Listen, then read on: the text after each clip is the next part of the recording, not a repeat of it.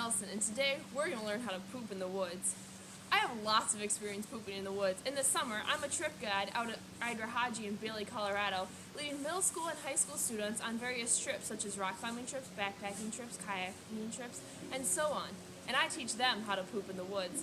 I also have lots of experience pooping in the woods myself. I've been going to the Boundary Waters since I was 5 years old, and I've also done my fair share of backpacking, rock climbing, kayaking, mountain biking, etc. out in Colorado, Utah, Nevada, and California. So today we're going to learn how to poop in the woods. When you're at your campsite warming your hands by the fire, and all of a sudden you really got to go, first you need to find a place.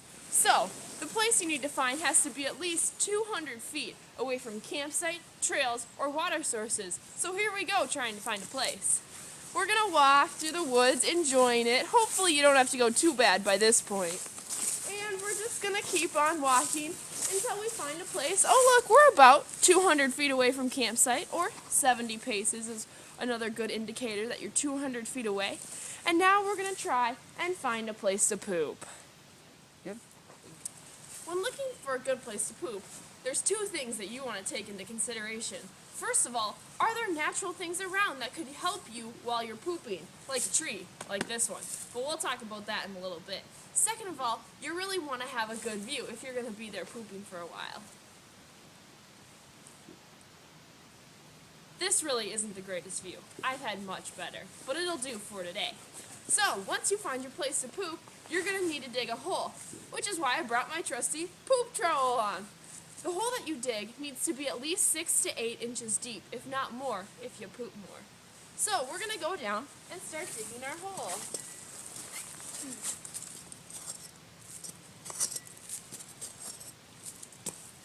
A good indicator that you've dug the hole 6 to 8 inches deep is the fact that it'll be about the length of your trowel shovel.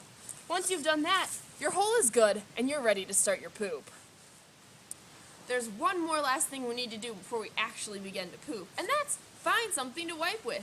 Because here in the backcountry, we don't carry toilet paper or Kleenex. So, the best thing to use when in the backcountry is snow. It wipes up nice and clean and leaves you feeling real fresh.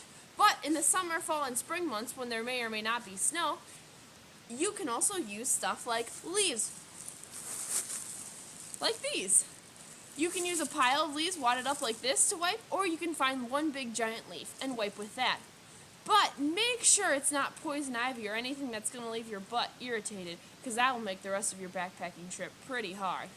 If you don't have leaves, you can also use sticks. Like this one. This stick is nice and smooth. It doesn't have any things jutting off of it. It doesn't have any rough bark, and it's going to feel real nice on your bottom. Make sure that your stick doesn't have any big things sticking off of it or little nubs on it, because that's going to hurt. If you can't find sticks, you can also use pine cones. Like this one. Now you guys may be thinking, ouch, that's going to hurt. But it doesn't hurt a lot if you wipe with the flow of the pine cone instead of against the flow of the pine cone. That's really going to hurt. And finally, if you can't find any of these things, you can also use a rock. Like this one.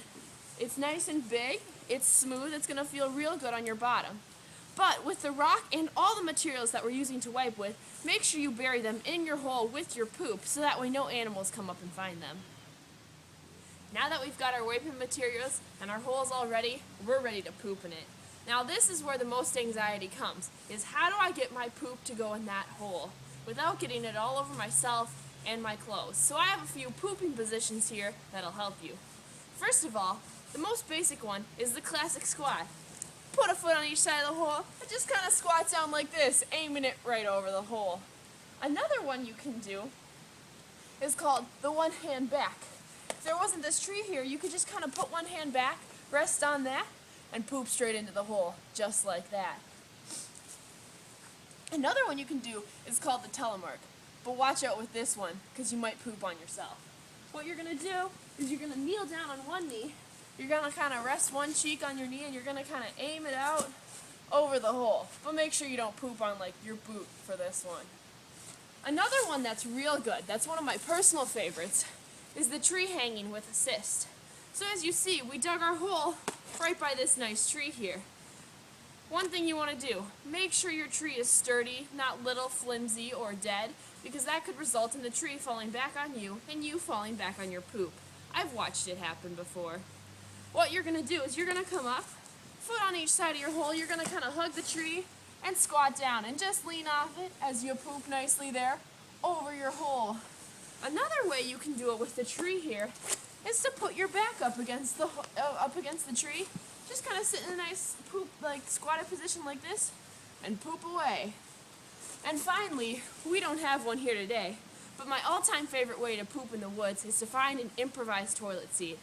Maybe like a tree stump or logs piled up so you can actually sit on them and poop straight down just like you would on a normal toilet seat. It's the greatest thing ever to find in the woods. It's a real treat when you do find one. Now that we've pooped in our hole, we need to cover it up so animals don't get into it. But don't use your trowel because you don't want to be getting poop on this and then have to carry it. So what we're going to do is we're going to find some nice sticks here and use it. If any poop was on the outside of your hole, you would have to just shove it in with the stick there. And then we're going to take the excess dirt and we're just going to kind of start piling it in on top there. Right back in, filling up the hole that we've dug, covering up our poop so that no animals will get into it. Once we have it all nice and covered like that, I like to just give it a little step, pack it down. You'll never even be able to know that I pooped there. Because pooping brings about a lot of anxiety in many people when it comes to actually doing it in the woods, I like to play a little game with the middle school and high school students that I guide, along with adults too. Everyone gets into it. What I call this game is the 5-star poop. We have a little competition to see who can get the best poop. So, what do the stars mean? You get 1 star if you find a place to poop, meaning that you don't just have to go so bad that you poop in your pants. You get 2 stars if the place that you find to poop has a good view. You get 3 stars for your poop if you actually dig a hole and make your poop in the hole, meaning you didn't have to go so bad that you didn't just find a place and poop on the ground and dig the hole later.